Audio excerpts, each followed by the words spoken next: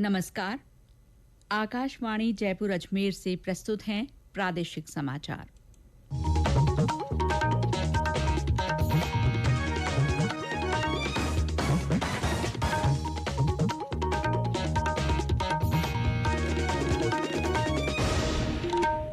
मुख्य समाचार।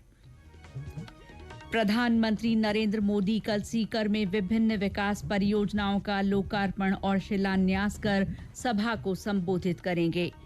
प्रधानमंत्री 1.25 लाख पीएम किसान समृद्धि केंद्र राष्ट्र को समर्पित करेंगे और किसान सम्मान निधि की 14वीं किश्त भी जारी करेंगे। प्रदेश के भाजपा सांसदों ने लाल डायरी के मामले में संसद में प्रदर्शन किया। प्रतियोगी परीक्षाओं की तैयारी कर रहे युवाओं के लिए राज्य के 28 जिलों में विवेकानंद यूथ हॉस्टल खोले जाएंगे। और करगिल विजय दिवस पर आज देश भर में विभिन्न कार्यक्रमों का आयोजन।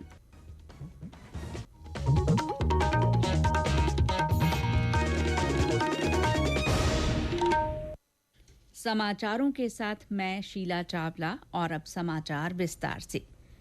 प्रधानमंत्री नरेंद्र मोदी कल सीकर जिले के दौरे पर रहेंगे। श्री मोदी एक सार्वजनिक कार्यक्रम में विभिन्न विकास परियोजनाओं का शिलान्यास और लोकार्पण करेंगे। कार्यक्रम में किसानों को लाभ पहुंचाने वाले एक महत्वपूर्ण कदम के रूप में 1.25 लाख पीएम किसान समृद्धि केंद्र राष्ट्र को समर्पित किए जाएंगे। किसानों की सभी जरूरतों के लिए एक ही स्थान पर समाधान की सुविधा देने के लिए ये केंद्र विकसित किए जा रहे हैं। प्रधानमंत्री यूरिया गोल्ड लॉन्च करेंगे। ये यूरिया की नई किस्म है जो सल्फर से लेपित होगी। सल्फर लेपित यूरिया के इस्तेमाल से मिट्टी में सल्फर की कमी की समस्या का समाधान होगा। कार्यक्रम के दौरान प्रधानमंत्री डिजिटल वाणिज्य के ओपन नेटवर्क पर 1,500 किसान उत्पादक संगठनों एफपीओ को शामिल किए जाने का शुभारंभ भी करेंगे। प्रधानमंत्री किसान सम्मान निधि के तहत 14वीं किश्त के रूप में लगभग 17,000 करोड़ रुपए की धनराशि डीबीटी के माध्यम से 8.5 करोड़ से अधिक लाभार्थियों को जारी करेंगे। प्रधानमंत्री चित्तौड़गढ़, धौलपुर, सिरोही, सीकर और श्रीगंगानगर में 5 नए मेडिकल कॉलेजों का उद्घाटन करेंगे। वे बारां, बूंदी, करौली, झुंझुनू, सवाईमाधोपुर, जैसलमेर और टोंक में 7 मेडिकल कॉलेजों की आधारशिला भी रखेंगे। श्री मोदी उदयपुर, बांसवाड़ा, प्रतापगढ़ और डूंगरपुर जिलों में 6 एकलव्य मॉडल आवासीय विद्यालयों का उद्घाटन भी करेंगे। कार्यक्रम के दौरान वे जोधपुर के तिवरी में केंद्रीय विद्यालय का भी उद्घाटन करेंगे। श्री मोदी सीकर में सभा को भी संबोधित करेंगे। हमारे संवाददाता ने बताया कि प्रधानमंत्री की सभा को लेकर सभी तैयारियां पूरी कर ली गई हैं। शेखावाटी की वीर प्रसूता भूमि सीकर में कल प्रधानमंत्री श्री नरेंद्र मोदी के आगमन पर कार्यक्रम स्थल और शहर को भव्य रूप से सजाया गया है।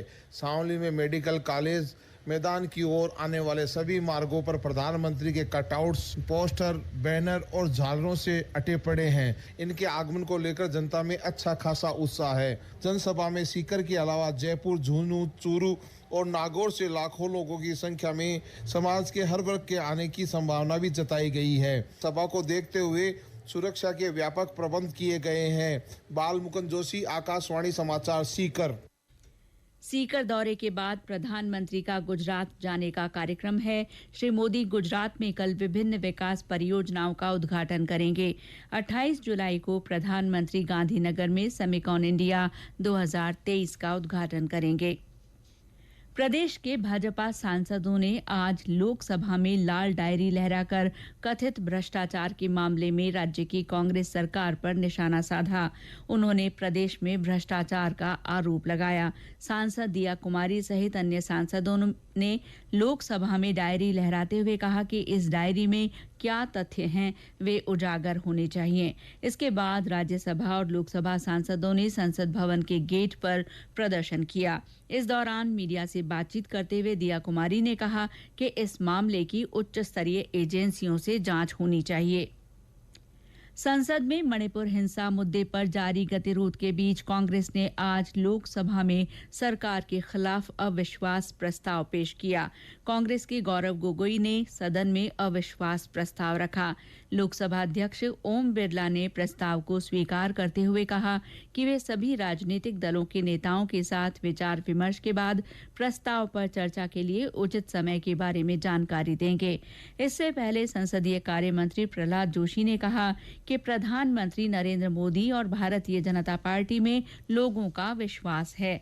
संसद से बाहर संवाददाताओं से बातचीत में उन्होंने कहा कि विपक्षी दल संसद के अंतिम कार्यकाल में अविश्वास प्रस्ताव लाए हैं और जनता उनको सबक सिखाएगी। मणिपुर में हो रही हिंसा के खिलाफ आज प्रदेश कांग्रेस की ओर से राज्य भर में विरोध प्रदर्शन हुए। राजधानी जयपुर में प्रदेश कांग्रेस कमेटी से शहीद स्मारक तक पैदल मार्च किया गया।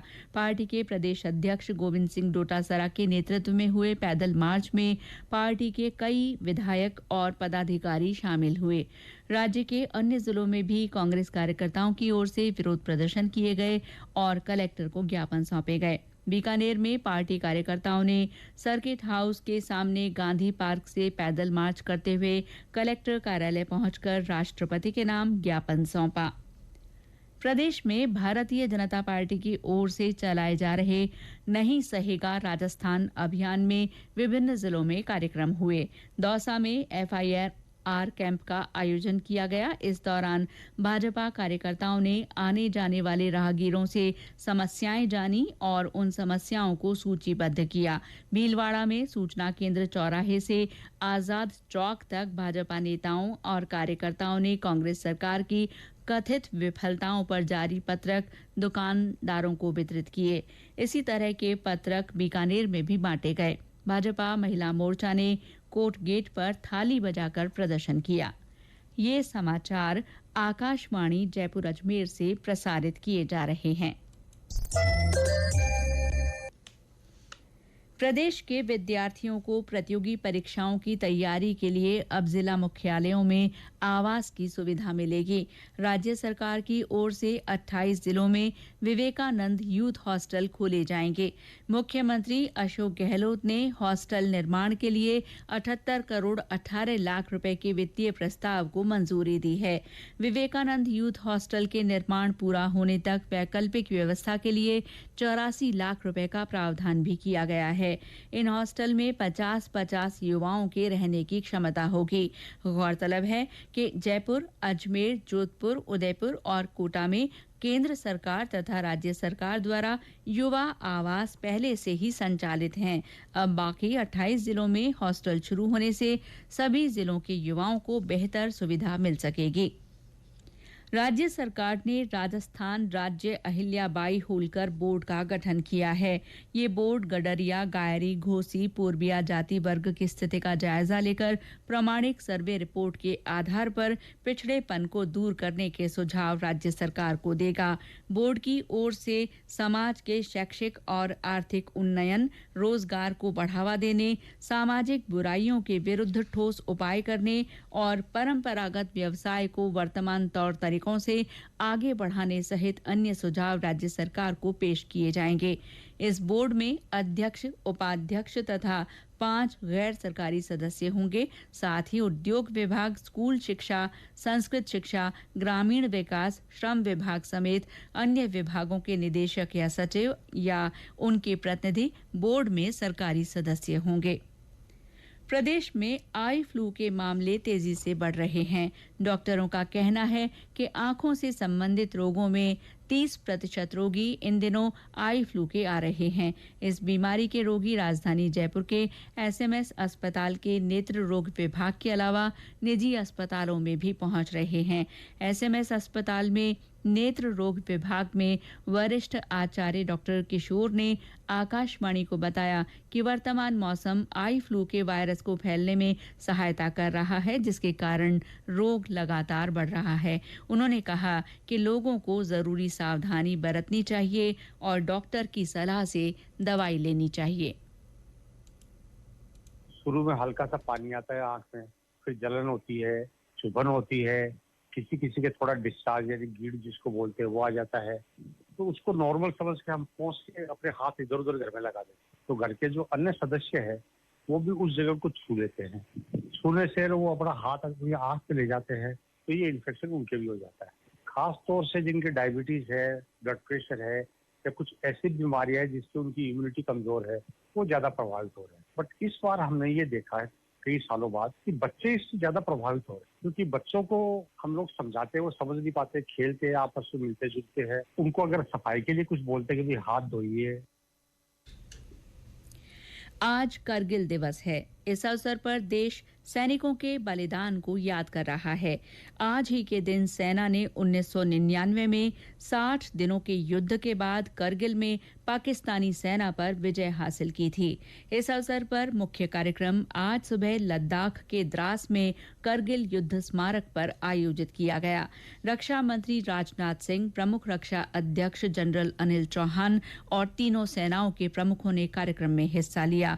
उन्होंने करगिल युद्ध के दौरान देश के लिए बलिदान देने वाले भारतीय सैनिकों को श्रद्धांजलि दी।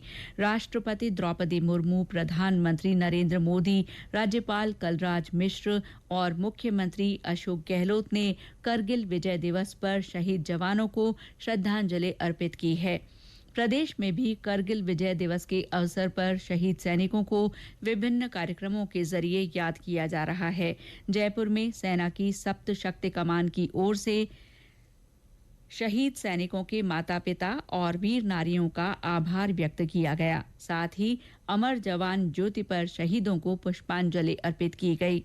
जोधपुर में सब एरिया के जनरल ऑफिसर कमांडिंग ने सर्वोच्च बलिदान देने वाले बहादुर सैनिकों को कोणार्क युद्ध स्मारक पर श्रद्धांजलि दी। झुंझुनू में शहीद स्मारक पर करगिल शहीदों को श्रद्धांजलि दी गई। जिला प्रशासन और विभिन्न संगठनों की ओर से श्रद्धांजलि कार्यक्रम रखा गया। इसमें वीरांगनाओं का सम्मान भी किया गया। भरतपुर और करौली में भी कार्यक्रम के माध्यम से करगिल के शहीदों को श्रद्धांजलि दी गई। सिरोही के पिंडवाड़ा में स्वयंसेवी संस्थाओं की ओर से रक्तदान शिविर का आयोजन किया गया। और अब मौसम। राज्य में आज जयपुर, भरतपुर, अजमेर, बीकानेर संभाग के जिलों में ज्यादातर स्थानों पर मानसून सक्रिय रहा और कहीं कहीं भारी बारिश हुई। जयपुर में करीब 1 घंटे अच्छी बरसात हुई, जिसके कारण सड़कों पर पानी भर गया। बाड़मेर जिले में आज कभी तेज तो कभी रिमझिम बरसात का दौर जारी रहा, जिससे मौसम खुशनुमा हो गया। बाड़मेर जिले में आज मानसून की अच्छी बारिश हुई। सुबह से शुरू हुआ बरसात का सिलसिला अब तक जारी है। इस दौरान कहीं पर तेज तो कहीं पर हल्की बारिश हुई। जिले के बाइतू इलाके के गांवों में आज जमकर बादल बरसे, जिसके चलते निचले इलाके जलमग्न हो गए। मानसून की अच्छी बारिश होने से जिले के कई नाडी तालाबों में पानी की आवक बनी हुई है। दूसरी तरफ वर्षा जल संग्रहण के लिए बनाए गए टांके बरसाती पानी से भर गए हैं। जसवंत सिंह रूडी, आकाशवाणी समाचार, बाड़मेर। करौली और चूरू में दोपहर में बारिश हुई। बीकानेर में तेज बरसात हुई है। झुंझुनू और नवलगढ़ में तेज बारिश से सड़कों पर पानी भर गया। भरतपुर जिले के कई इलाकों में बारिश से फसलों को फायदा हुआ है। इसके अलावा दौसा, अलवर, सवाई माधोपुर, टोंक, बूंदी, झुंझुनू, नागौर, बीकानेर समेत कई अन्य जिलों में अच्छी बारिश के समाचार हैं। मौसम विभाग ने कहा है कि कल भी दक्षिण पश्चिमी राजस्थान को छोड़कर अधिकांश भागों में मानसून सक्रिय रहने से हल्की से मध्यम बारिश और कोटा, उदयपुर, जयपुर संभाग में 1-2 स्थानों पर भारी बारिश की संभावना है। शुक्रवार को भी राज्य के कई जिलों में मानसून सक्रिय रहेगा।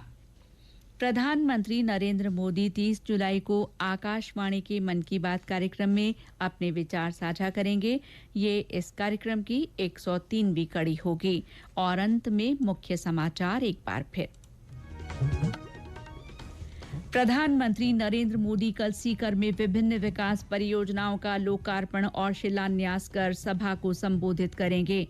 प्रधानमंत्री 1.25 लाख पीएम किसान समृद्धि केंद्र राष्ट्र को समर्पित करेंगे और किसान सम्मान निधि की 14वीं किश्त जारी करेंगे। प्रदेश के भाजपा सांसदों ने लाल डायरी के मामले में संसद में प्रदर्शन किया। प्रतियोगी परीक्षाओं की तैयारी कर रहे युवाओं के लिए राज्य के 28 जिलों में विवेकानंद यूथ हॉस्टल खोले जाएंगे। और करगिल विजय दिवस पर आज देश भर में विभिन्न कार्यक्रमों का आयोजन हुआ। इसके साथ ही प्रादेशिक समाचार बुलेटिन समाप्त हुआ। नमस्कार। है।